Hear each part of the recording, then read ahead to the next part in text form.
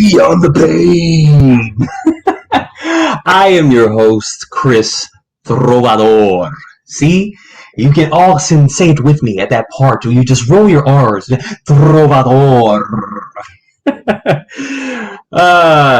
We are back with another episode, and I can't wait for y'all to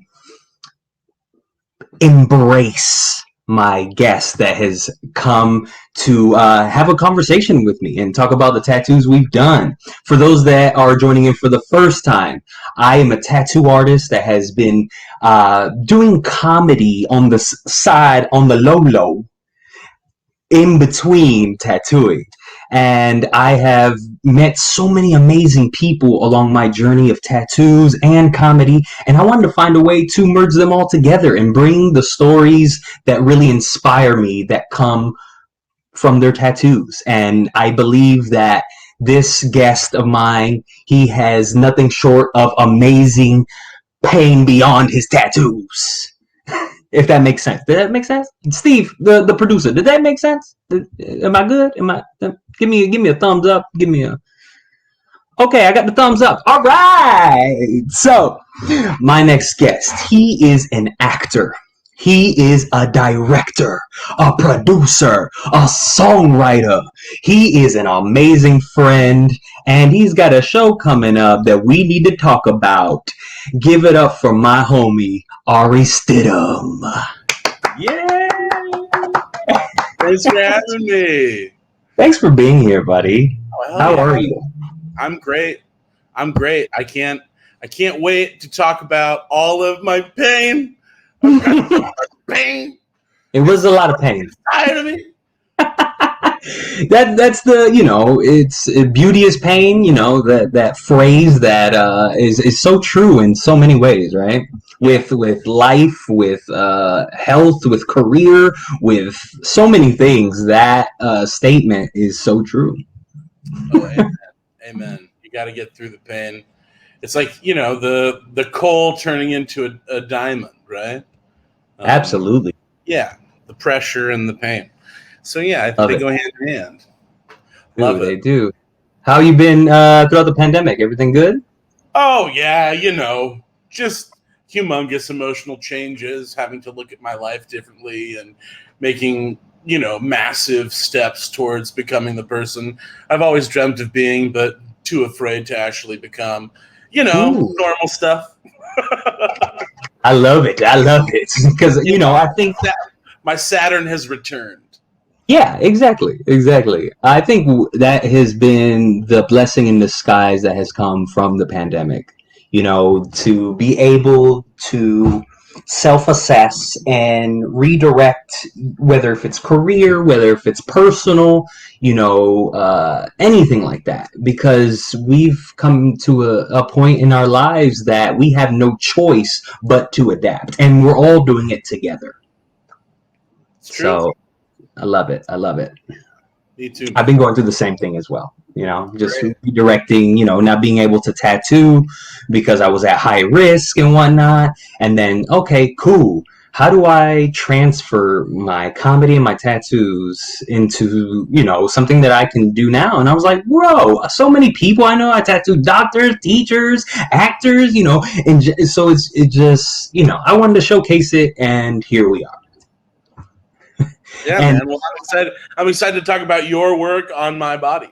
Hey, but before we get to that, we're going to get to a little fun segment to just break some ice that we like to call crazy tattoos, worst tattoos. They could be funny tattoos. They're just tattoos, and we get to, dissect them, whether if it's good, bad, anything like that. So from Oye Dimelo Network, we have Steve in the background. Please hit it. Wow. I think I've seen this one. Man, that's great. I love that. The soft eyes, Peter Griffin. You right? What a choice. If you love Family Guy, that's a great tribute, don't you think? Really Absolutely. Creative. Yeah. I think that's creative. He matched it with his hairline. It's so fun. Yeah, especially if you love the show, why not do something silly? And that seems like a silly thing that a person that people who love the show would do. Yeah, that's a great idea. I mean, I definitely have space here for maybe For something. Shrek. Oh, that's You the wanted next Shrek, and my ex tattoo. wanted to get it. Now she I gone, Shrek's in. You know what I'm I saying? remember this. You hit me up saying that you wanted to do a Shrek tattoo. I was like, bro, I'm so down. So yeah. All right, next tattoo. Well, I guess the other one we would have gave a thumbs up. We're just Yeah, doing thumbs up that or was thumbs down. positive. Yeah. This one's a thumbs up too, in a way where it's like it's bright. Look how bright Yeah, that is. you look like my favorite plate. This looks like my favorite plate. I love it. It's like so many different details. Yeah. Man, he has the beetle on the top of his forehead with the jewel. I forget what the scarab beetle. I think it is. Oh man, I gotta look that up now. Is that a bird on his eyebrows and the top? So that is a part of the beetle. Let me find the. Yeah, it's a scarab beetle, and the way the wings fly out, or like they have wings and they fly out in distinct way. You remember not to compare regions or with movies and misappropriate where this is about to come from, but in the movie The Mummy, Yeah. remember when those scarab beetles would eat everyone or whatever? So it's something along those lines, except in like hieroglyphs they would have wings. Okay. So yeah, but then under it, what you were saying, is that a bird? Yeah, it looks like a vulture or an eagle of some kind, doesn't it? Maybe a bat? Maybe a bat. This very interesting. It's so interesting. Does he want people to be appreciating his face all the time? I mean, you must be. And then that's also newly colored. You're an old man, like solid. It must have been painful. I believe this is a Photoshop job. It could be, but also there are some people who are pretty pale to really get those colors, and I've seen it and I've done it. So it's just it's very interesting. You got to really protect it. You really got every time you go outside, you need to have that color guard, that block, and But his style he got the swag too. So yeah, he looks good, man. He looks good. Yeah, so I mean, piece of art. Yeah, in my opinion, a thumbs up. Yeah, thumbs up, definitely thumbs up. Yeah, Risk. I applaud Risk. Yeah, because I mean, all those nerves that are in your face hurt so much. So the fact that he committed all the way into the eardrum, it looks like. Yeah, I applaud it. Yeah. All right, next one.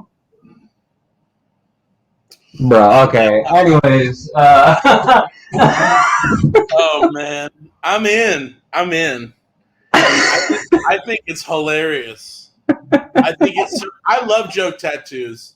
My roommate got a tattoo on his left butt cheek that says, "If you can read this, thank a teacher." My roommate Chase. Copyright. I don't know. There you go. Yeah, right. I have friends who do it. Yeah, I think that's. I mean, I got a mustache, right? Like I got that. So it's just like I understand the concept of a silly tattoo. It makes you laugh. I mean, I personally am not gonna get this specifically on my cheeks, but hey, if that's what makes them happy, thumbs up. It's a thumbs up. That's hilarious. What was your first tattoo? These, bro, the ones you gave me. Yeah, the wrist ones. Television in, I believe this is your cursive, and then television in my handwriting. Yeah, tell me the concept behind it and why that tattoo as your first tattoo. Yeah, so I released music as Dr. TV. That's the name that I've released music under for, wow, it might be 10 years now, maybe a little bit under 10 years. And yeah, I've also, all of my success has been in television. I feel like, I was sort of at the end of my mid-20s when I got these tattoos, And from 21 to 25, I was working on Scorpion on CBS.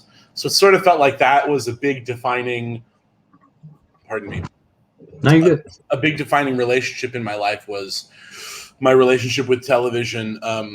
Being an avid TV watcher, almost an addict, turned, series regular on a CBS show, and then sort of back to, I guess I'm just watching as much television as I can every day after that show got canceled. And so I just sort of felt like I had given my life to television, and I wanted to sort of close the chapter on that part of my life where I felt, indebted to or imprisoned by like a capitalist version of what my actual artistic goals were. Yeah. And I loved my job, and the people who I worked with were amazing, but the schedule was rigorous and untenable, and it was my life, And I even had like a better schedule than most of the actors on that show, and even still, it was like just the way that these shows shoot. I think people are really looking for systemic change, so we can be treated like actual employees and not like these artists who will give up their health in order to finish something on a timeline. Like, that doesn't actually make sense, when you look at the reason why people are rushing and people are getting hurt, and people's lives sort of, their personal lives sort of atrophy. So yeah, that's why I got them, because I definitely experienced a loss of self on Scorpion that came with the territory that I wasn't expecting, that I just wanted to give a tribute to on my body. And it was also the first time I was getting a tattoo, so I knew it had to be something that if I was wearing like a long sleeve shirt, it would cover up, or if I just wanted to wear like a bracelet and a watch or a little bit of makeup, because I am still an actor. Sure. Yeah. And so you got the tattoo after you said the show was done, or before? You got it after. Okay. Yeah. And now, has anyone said anything about your tattoos? Because now you have a few. Yeah, and I have 4. A couple people have said some stuff. I think, the one that starts the most conversations is the moose, which I should show it, right? Yeah. All right. Right here. Oh, yeah. Moose cool. So the moose is sitting down. This is more like an outline kind of drawing. It was a sketch that your friend drew, correct? Yes, by Scott Brzee. And it was it is in a short film called Moose Man, the Musical, the Opera, that I produced, and I'm in one that we shot 9 years ago and we're still making. So very much a project near and dear to my heart, and one that I had to tattoo on my body after I saw that image. I was like, I must tattoo this on my body tonight. And then I called you and you were like, let's do tonight. And I was like, great. It happened today, I remember. And my girlfriend was so surprised because my ex, my girlfriend at the time, was so surprised because I sent her an image of the Moose Man that was not a flattering image of the Moose Man, like a very silly image of him with his penis hanging out. And he's skiing like very comically. And I was like about to get my tattoo, and she like didn't say anything until I sent her a picture of the actual tattoo, and then she like was very relieved.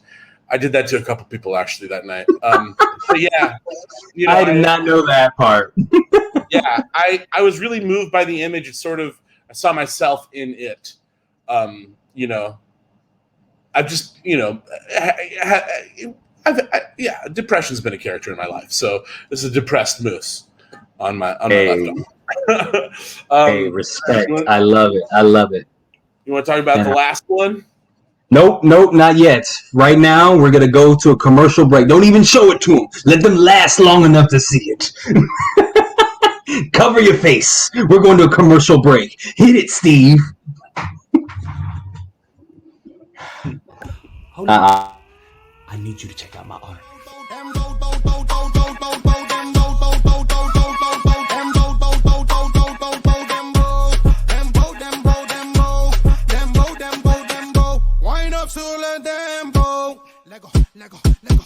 Tu vas danser sur le dembo.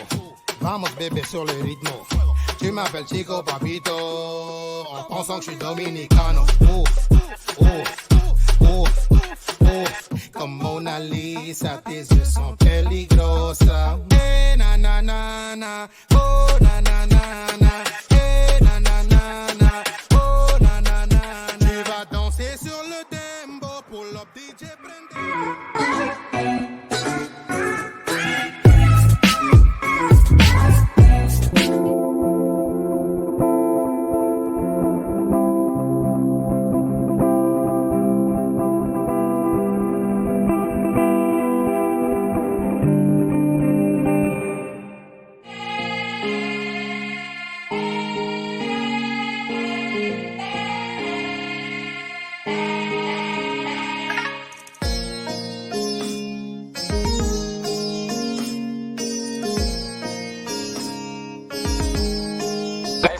This is Ruben Mentive.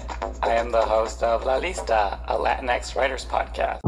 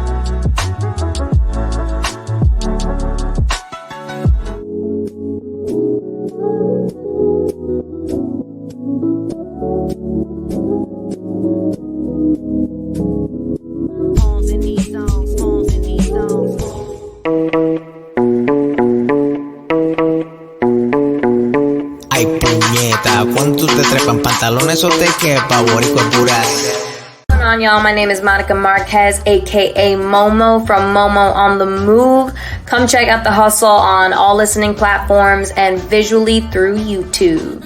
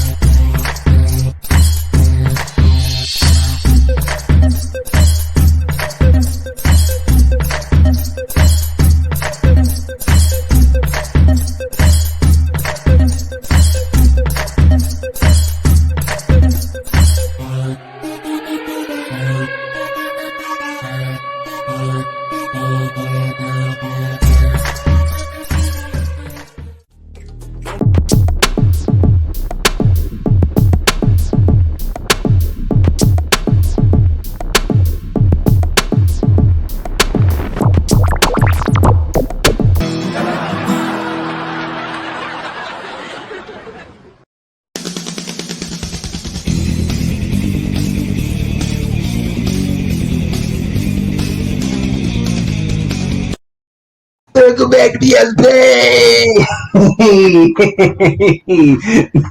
That's what I got to do every single time, just so you know, and you're not alarmed. Whoa! What's up? I'm over here just in this little chair, trying to make the best of it.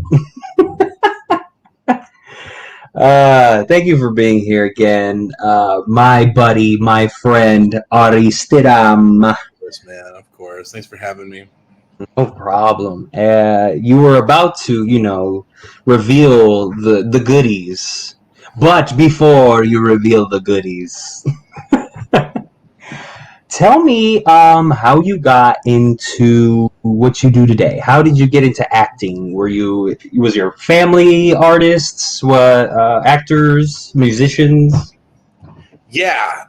So my grandmother was a singer. She always sang with her temple. She was Sephardic Jewish from Morocco. My father was born in Morocco, moved here when he was 9. And yeah, so music was always a big part of his life. He grew up in San Francisco. My mom's from Miami, as I said. And they both found themselves in LA in the late 80s, early 90s. I think they both intended to be actors, or I know that rather. And they just found work in other parts of the industry and found each other, and then decided to raise a family in Thousand Oaks. That's where I grew up. And so from a very young age, my dad and my mom, they were just throwing everything at the wall. They were like, whatever you like, let's figure out so you can do it. So like we did every extracurricular. It was like gymnastics, band, karate, theater. There was some other stuff. I guess those are pretty tame, but but those are pretty good. Because that fills up your schedule. Elementary school there was like baseball and soccer.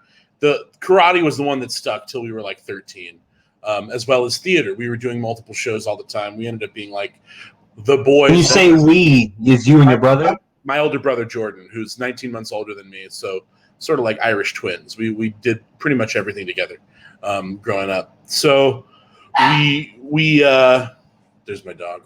What's up, dog? So we were the guys that the all-girls school Lorena in Thousand Oaks invited to be the leads in their shows. So we were like, I was the lead in multiple shows at multiple high schools. That's like the drama kid that I was. I was also an apprentice with the Thousand Oaks Repertory Company, which was previously that was called Santa Susana Rep, and it was part of Kingsman Shakespeare, which I was also part of during my summers from like a very young age. I was a junior apprentice and then an apprentice. So yeah, like my love of theater was sort of always a part of my life. And I think it was a byproduct of my dad's love of theater and my mom's love of theater. But what it really came down to was them trying everything. And that was like the one that really stuck. And yeah, like I've sort of always had a compulsion to create for quite some time. And yeah, I think that's like the origin story of me. My first big gig was when I was 17. It was 2010. It was a television show called Huge, where I played the romantic lead opposite Nikki Blonsky. So it was like my first step into like the career that I have now. My first series regular job, but it was also my first on camera job. So I was very lucky because I was able to see, how the sausage got made at a very young age, and I was able to be a part of the process, which was, a huge step up. I got an agent out of it, and that sort of helped me establish myself amongst the few casting directors who knew who I was back then. I still feel like I'm establishing myself, to be honest, even though I've lived here and been active for over 10 years in the industry. I still feel like I'm meeting casting directors and meeting new producers all the time. And I think that's like always going to happen. I only say that because I didn't think that was the case. Like I thought maybe I'd meet everybody, and then like there'd be like one or two new people that I'd meet every now and then. But like I'm always meeting somebody new. There's always people making stuff. So Yeah.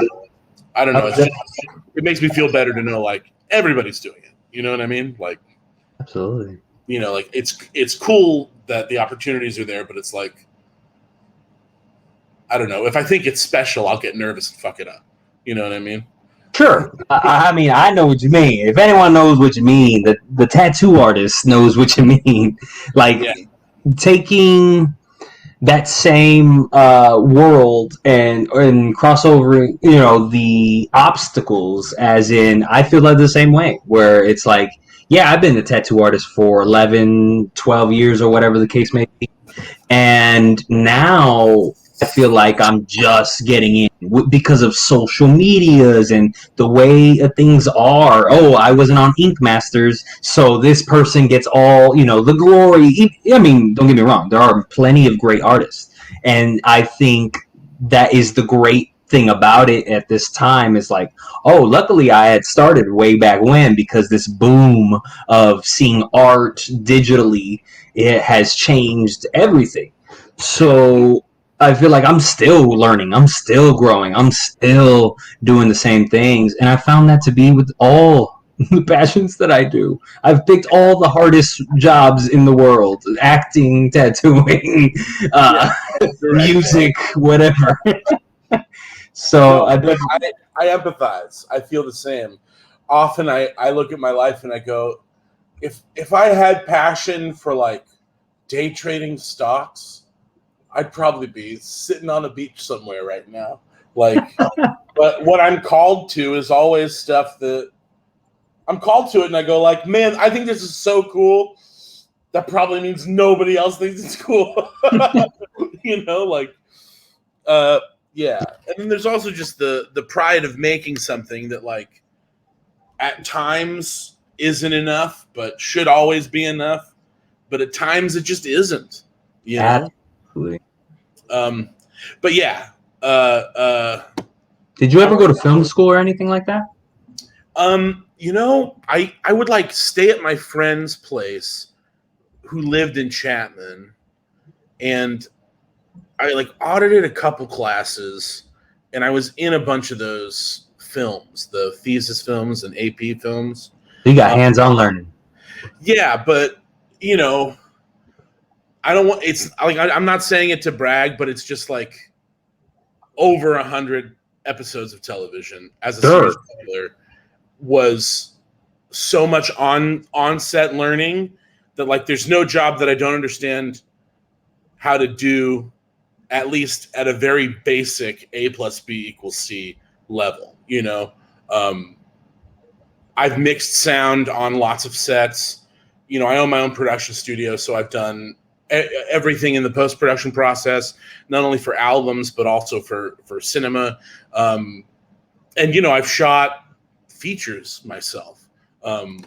Were they perfect? No, but now I know how to do it. You know, that's sort I was of at the premiere of one of them. That was really good. What was it? The one that you showcased on one of your birthdays, I think it was. Oh, damn. It was like a show / here's my movie. Was it a feature? Was it or was it a short film? Maybe a short film. Was it called? What was it about? It was like black and gray, I think it was. Did you do it in black and gray? Oh. Yeah. Was it like me as a character? Bro, now because I was inebriated that day, because you had drinks there, so yeah, just like that, just like that. But I remember seeing you perform, and then you showcased, I think, that short film. Yeah, there's a couple short films, but I think I know which one you're talking about, where it's like me giving an acting lesson to my friend. Yes, that's what it is. Teaching him how to cry. Yes. Yeah, that was when I had my variety hour back when the open space was still open.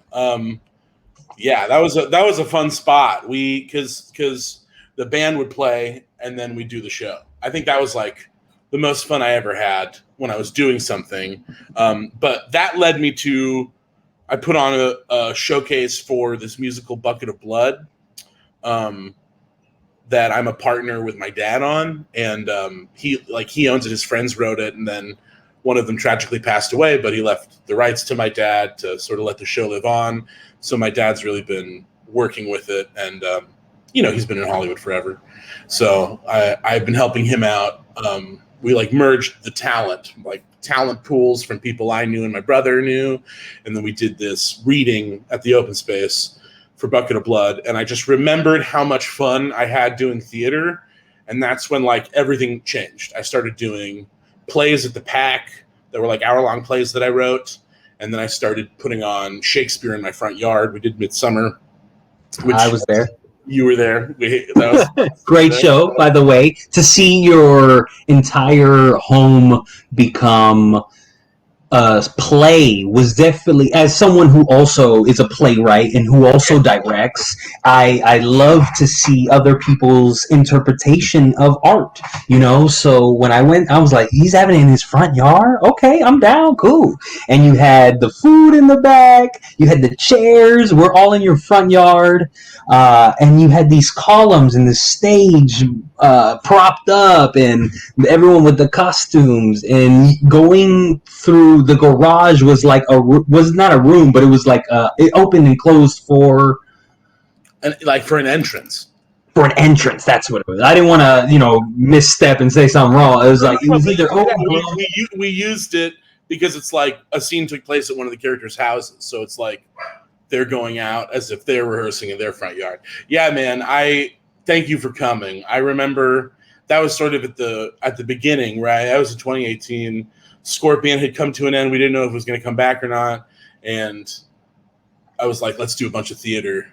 And yeah, it was a real beautiful time for just the beginning of that process to get where I am now and where I'm headed, hopefully, Absolutely. Yeah, I definitely I've turned back to theater as the thing that is the thing I'm the most passionate about, music. Because you're in the moment, you're feeling it, you're in the moment, you are. I mean, if you're directing it too, oh my gosh, that's a whole nother perspective when you're directing and acting into your own stuff. Well, yeah, that's definitely a thing that I haven't quite done that I want to do. More of a personal story, but also there's more human things I want to do with musical theater, and everything that I like about entertainment and I like about what I can do. I love singing, I love acting, I love telling stories, and I love comedy. So it's why am I not only making musicals all the time? And that's where my head's at. I'm directing a straight play called Mauritius in my garden, which is technically in my front yard, but we're calling it the garden. Yeah. So it sounds better. It doesn't sound like we're doing it in our front yard, because it's it's in the garden. Yeah, no, it sounds great. So it's we're going to do it in my garden, and then partially in the garage too, because one of the set pieces is a stamp shop. But yeah, those type of creative endeavors are, because I still feel like I'm sharpening my knife. I feel like I'm still not necessarily in school, but just I'm approaching. I'm on the final approach. Yeah, absolutely. To being where I'd like to be, putting on my own stuff all the time. Solo Must Die is such an interesting thing because talk to us about that. Yeah, in 2018 we did it at the Hudson Backstage, which is also known as the Comedy Central stage, in Hollywood, California. We ran for a month, and the LA Times eviscerated us, and it totally ruined me on the inside. I shouldn't have read it. People told me not to read it, but I read it. Well, forget them, because I was there. I saw it. It was fun. It was fun, and that's all that matters. You know what I'm saying? Yeah. I like it, and then you're doing it now to sort of change.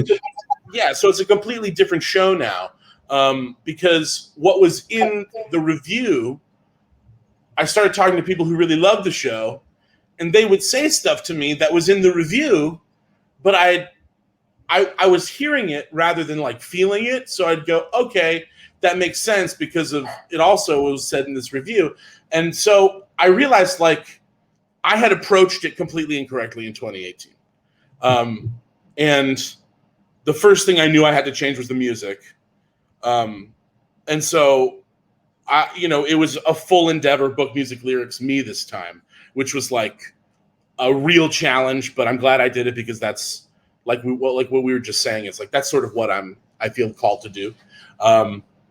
So in doing that, I updated everything with Mandalorian characters and made like Han and Leia the leads and like changed everything. Cause last time it was really more of a fan fiction with these original characters that people didn't really know where to put, you know? We had stormtroopers on stage, but the people who were on stage and talking, unless it was Han, you didn't really know who they were. And then we'd see our friends every now and then, but we weren't like hanging out with our friends the whole time. And that's like, yeah, something that changed, definitely got better. And we were able to do it virtual on May the 4th, which was really cool. And so that piece has sort of become a film the more we edit it and make it better and continue to dive into what we have. The Zoom presentation of the play, I don't know what to call it because there's not real cinematography. Like everybody is just in their own shot like this, you know? Yeah, it's still a play. It's a virtual play. Yeah, it's a virtual play, but it's, pre-recorded because it's a musical. So It feels like a film. So I don't know. But it's a special. Yes, the Solo Must Die virtual special. We're doing it one more time in August where we're screening it, and then we're going to make it available, on demand, most likely for free. But I'm not 100% sure yet. And, hopefully we'll turn it into something live with Flappers. That's looking positive, but not, nothing's approved yet. And yeah, I just feel like it's supposed to be what I'm doing right now. I just feel like people are hungry for this parody of modern day Star Wars because it's not making fun of it. It's like celebrating the parts that we like and also the parts that have like sort of hurt us in the past 5-6 years of the franchise. I feel like, I have a pretty good perspective on it as somebody who's been a Star Wars fan my whole life. So yeah, I'm really excited to share this one with the world and to, be doing this because it's some of the best music I've ever written and some of the best lyrics I've ever written. And I just, if you like Jacuzzi Louie, my album that came out. Yeah, of course I do. Back in the day, this is a, sort of a more up-tempo vibe, definitely more like 70s. And it's full of like loops. Like I used a lot of loops, sort of like heavily inspired by early Talking Heads records. And it's just a blast, man. Like the songs move fast and the performers are so good. John Ryan Benavides is a star. Who has also been on this show. Yeah, I love him. He is a star. And then Zach Green, Catherine McDonough, who's incredible. John Elijah Cho plays Han, and he's hilarious. He's great. Our guy who plays Chewbacca is very memorable. His name's Adam Cagley. He's a huge Star Wars fan. You might know him from Shameless. But yeah, like we got a great cast for the virtual one, which is great because it's going to sort of live online. And then as new stuff comes out, we're going to update it for the Book of Boba Fett after that comes out, and we're going to put out a virtual version as well. It's going to keep living on. So that's what's so exciting about it is we started it in 2018. That's when the match got struck, but we picked it back up again in 2021, and the fans are engaging with it, and we're having a great time. So sorry if that was a long rant, but no, it was great because I am such a not only a fan of yours, but just a fan of people, creating and not being limited to one thing because that's what someone told them. If they feel like doing something else on the side, whatever makes them happy, one thing is doing something for the check, right? Or, for example, I love tattooing. Doing it for the check is not always the best thing. Yeah, it pays great, but then when you start enforcing the love for your craft for a check, that's where you start to lose the emotional attachment to it, if that makes sense. Yeah, how can it still be something you love, if you're commodifying it? Right. So it's like, oh, Friday the 13th tattoos. I'll see y'all tomorrow. I'm not going to do that.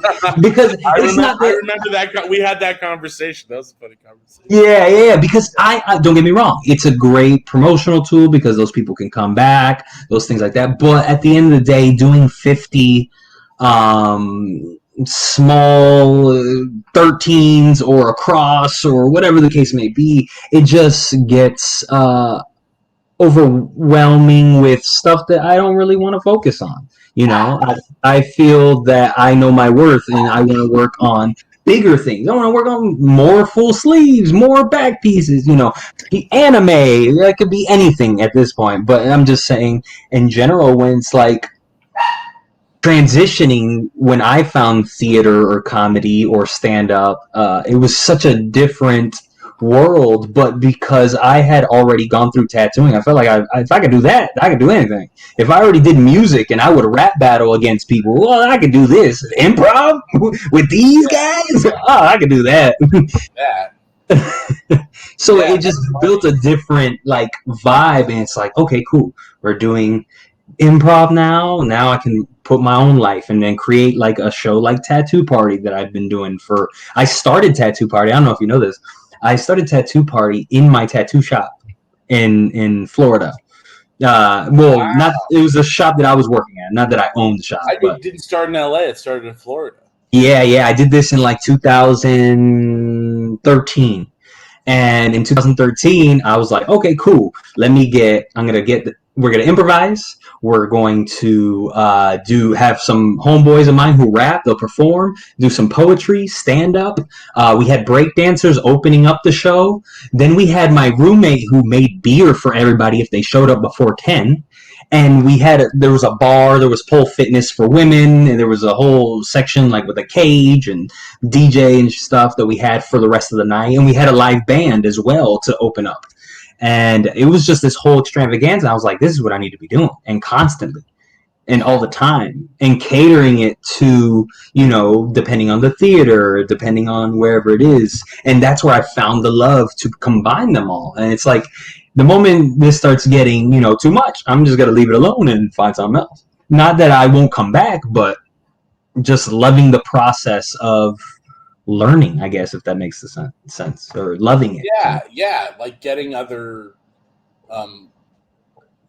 just learning more things and getting more, I don't know what to call them, experiences and just valuable tools in your artist's tool belt. I feel like you can use improv in a lot of different ways. And so many. It's a great tool.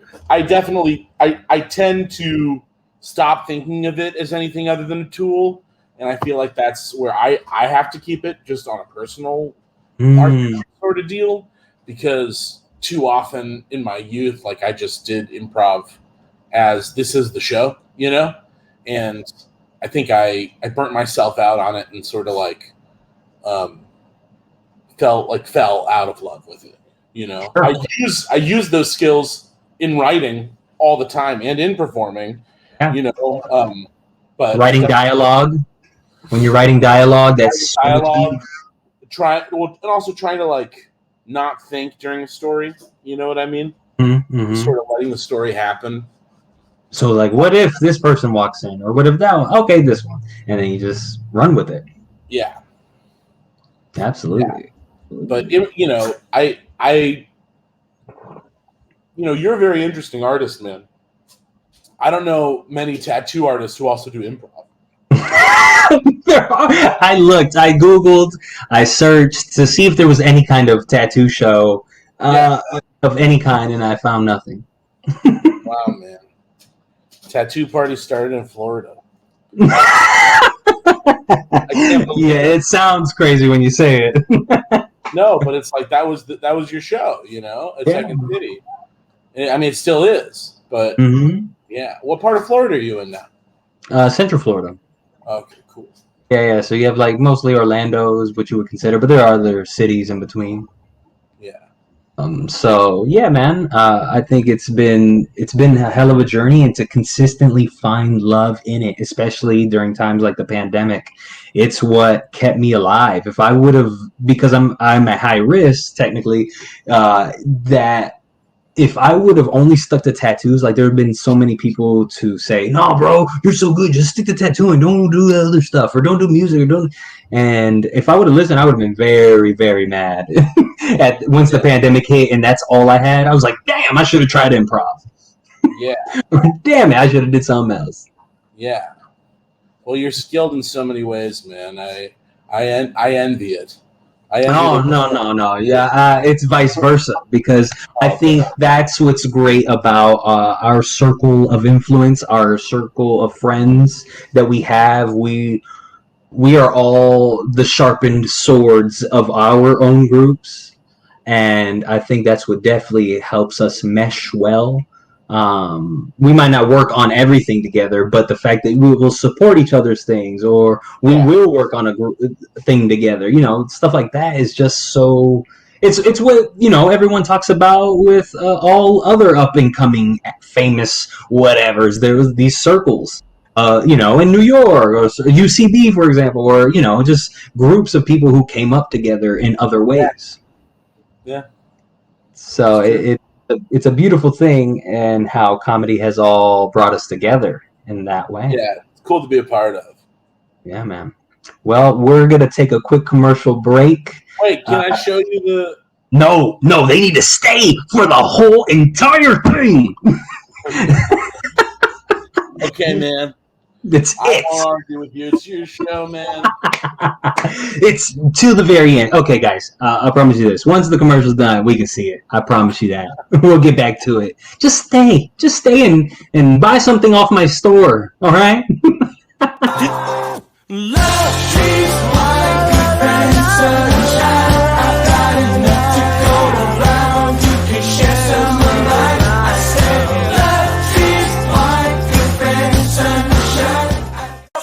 Wet, sweat, sweat, ooh, ooh, wet, sweat, sweat, ooh, wet, sweat, sweat. Hi everybody, this is Ruben Mentive. I am the host of La Lista, a Latinx writers podcast.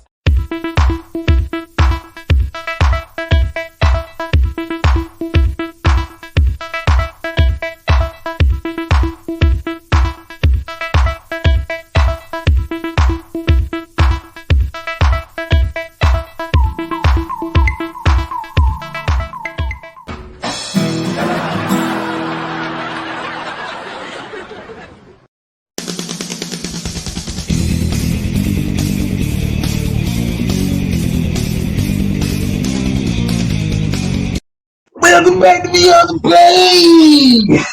I almost hit my knee. Oh my god, that was close. Did you like it? Did you like the little rock and the little "What's up? We're back"? Are you okay? Did you hurt yourself? Almost. I caught myself. Luckily, I used to play basketball and skateboard, so just on the side. Thank you for being here, Ari. So, this tattoo that everyone's been waiting to see. This is your most favorite tattoo? Is that what we're saying? Yeah. This is his favorite tattoo, everybody. It's a heart that says me. Self-love. You want to take us down that meaning behind the tattoo?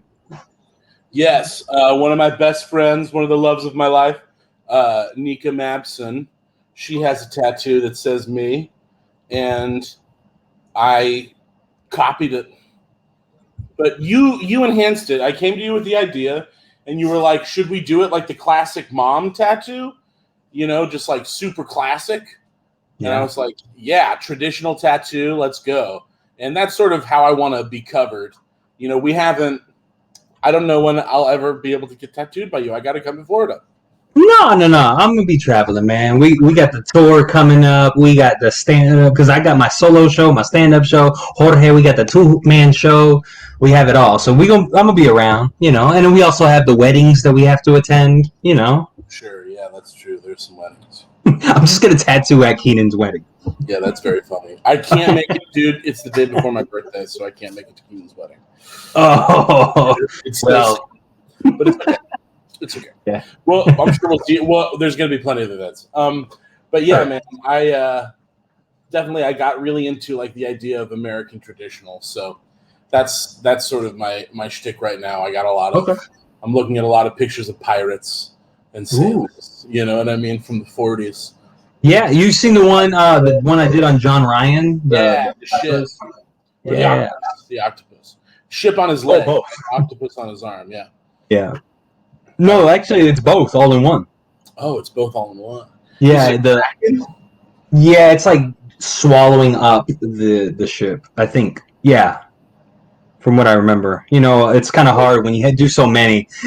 So remember every single one is kind of hard unless I had that picture. Yeah. I love John Ryan.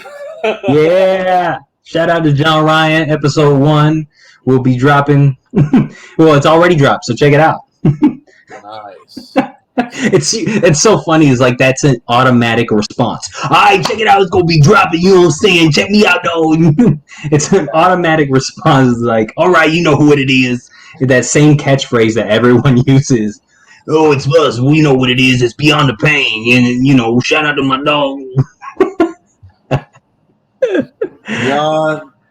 Beyond the pain. We might need to do a new one with your voice. Well, now you have it. Beyond the pain. I love it. We might have to do that. So you got that tattoo. You like an American traditional, but what is the really significant portion of that, and why specifically that? If that makes sense. Yeah, I mean, I think it really is a reminder to myself to love myself and to be kind to myself, because I feel like I'm overworked, and I definitely have a lot of insecurities and stuff. Every artist does. Oh my gosh. Dog, please tell us about your insecurities, puppy. What's your dog name? This is Uma Thurman Stidham. Uma Thurman Stidham. Yeah. Tell us about your insecurities. Hi, little lady. Yeah. She smells that there's snacks up here. Very funny. You might have heard her barking in the background before. This is her. She runs the house. I just think it's a great reminder, every morning when I look in the mirror to see like me and a heart. It's like, oh yeah, I've got one life and I got to take care of it. I got to take care of myself. And I think that's what I struggle with the most, because like I said, I'm a pretty compulsive worker and a pretty compulsive creative person. So I think I'm always thinking about what I should be making and what I should be working on, rather than maintaining myself, maintaining my body, or making like good choices for my future. You know what I'm saying? Absolutely. I definitely think that is such an important lesson, and that like we could probably end on this specific lesson of just like self-love. When you give so much out to others, if you're a giving person, and to literally go and not have any more room for yourself, that's how so many people get spent. That's how so many people deteriorate early. And if you don't take care of yourself before anything, it's like having the boundaries around your house, like a fence. And it's like, if you don't take care of that, what's within that, everything else goes to crap. You got to water your lawn. You got to make sure the paint on your house doesn't look bad. Here in Florida, they'll even fine you. So you should be fining you should be fining yourself if you don't have, these proper things. And inside the house, how does the inside of your mind look, or heart, or whatever feel like? Do you need to redecorate? Do you need to change things up? And I think that's where we lose ourselves, because we leave this home and we'll go to work, or So Yeah, it's true, man. It's true. I regret that Uma's perched on my shoulder for such a great point. no, I love it. You can keep her here.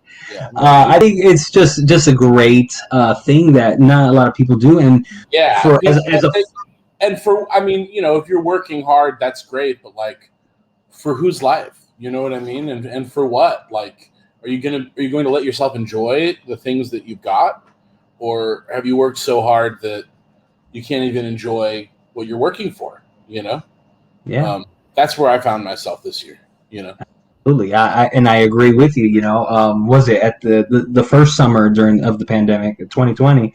I got back into therapy, and it is just taking the other form of getting professional help, not just help from others or help from friends or whatever, or your relationship or whatever the case may be. But it's taking time now also to unlearn things, to rewire certain habits or adjust certain habits that have hurt you in the past. So setting up the boundaries or whatever the case may be of just, self-care before anything else. It's true. And so as a friend and a guy who loves you, I want you to be doing that as well. I want all my friends to be doing that. If I've sent so many emails of just people, hey, check this out, and it's just more of I want all of us to succeed. All my friends, especially in this horrible ass career that we all choose to pursue, that gives you a no for every little minor thing, whether if it's appearance. You know how many times I've auditioned to be a tattoo artist? I've also probably done it 10, 15 times. How many I got? 0. And they pick the guy who's always bald or who looks like a biker or, or they have just a lot of tattoos. I have a lot, but I don't put it on my neck or my face. Maybe one day. But at the current moment, I don't want to do that, especially being an actor and whatnot. So I want to be able to turn into characters. I want to be able to change. But also be myself when I'm chilling, if that makes sense.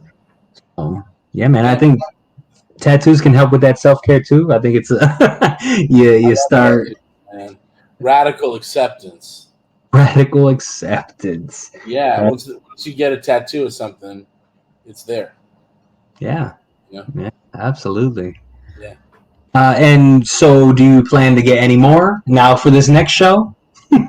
Yeah, I just want to be covered, to be honest. Hey. Yeah. Super cool. Well, here, let me ask you this. No, that covered? No, but I do think, like, even creeping up into my neck, I think, yeah. Awesome. Well, I can't wait to be able to do that for you, buddy. Where can we find you on social medias? Plug all your things. Yeah, at Ari Stidham on Instagram. I'm not on Twitter anymore, but you can find me on Instagram, and good luck finding me on Facebook. And that's where I'm at. Catch me. I do a lot of live streams, sing karaoke, smoke. He does. Y'all got to check this man. He's always singing on here. I just be like, oh, that's cool. I put him in the back. I put him on, and then I'll just do whatever I got to do, and it's so great. So y'all got to check him out on, what do you have, like a specific night, or you just do it at random? No, I mean, I honestly just do it. I just do it when I feel like it. I try and go on my Discord daily. So when I go on my Discord, I stream out to Instagram as well, and I'm always sending out the link to the Discord from Instagram. So if you want to join my Discord chat, that's where you'll find it. Super cool. And then where can we see Solo Must Die?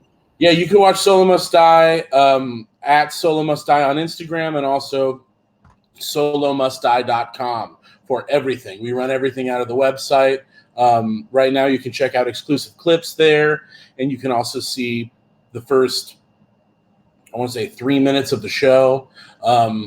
So yeah, check it out, solomustdie.com. And once the date's released for our August show, everything's going to be run out of there, and our Instagram at solomustdie. Absolutely. Well, buddy, thank you so much for being here on the show. Thanks for having me, Chris. Absolutely. I can't wait to meet up with you, chop it up, tattoo, see a play, be in a play, be in each other's play, or even Kitchen Clothes. We can get back together, make music, all of us. For those that don't know, Kitchen Close is a group of lyricists that we all put together and singers, and we just do freestyle short form improv games for an audience.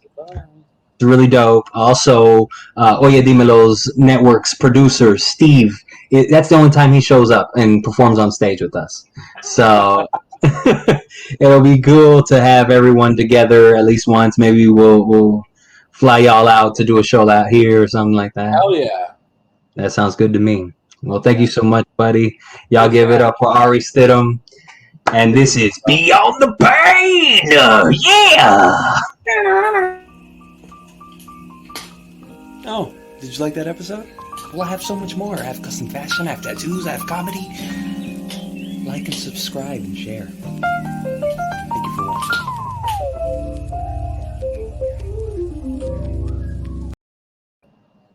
That mustache is wild.